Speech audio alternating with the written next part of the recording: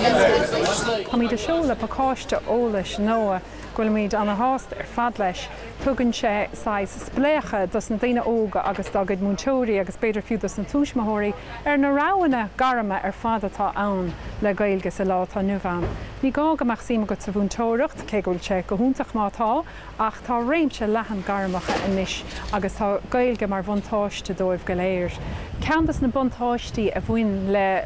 pacáiste mar seo a chur fáil ná listálann sé amach na cuasaí fad atá fáil tí gailge is buntáiste úntach é sin go gcíonn tú na cuasaí atá fáil agus ag an am céanna cíonn tú na bearnaí agus is léir go bhfuil cuasaí áirithe náfuilegann tí gailge fé láthair agus is mó duine ó go tháinig chuin san RDS an technite caite an sa ag Options Western maidin arálinn go raibh símachas an ólaíocht nó san inaltóireacht nó in gnéthe mar sin agus tína breatha gailteachta le gail an léfa seahead agus ráisiú tún raig chun na cuasaí a dhéanamh tí bhéirle tuis náfuil da.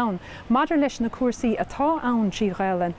is tócha gúil gá le breis fógríochta dóibh sin agus breis margaíochta agus sin ceantas na cisna gúlamíd go léir an sahanamh mátá cead an íseal scláirí a gháilta chuasaí ollscoile tí gailge beidir go bhfuil an lochtar an hain náfuil míad a déanamh breis margaíochta agus poblíochta ortha.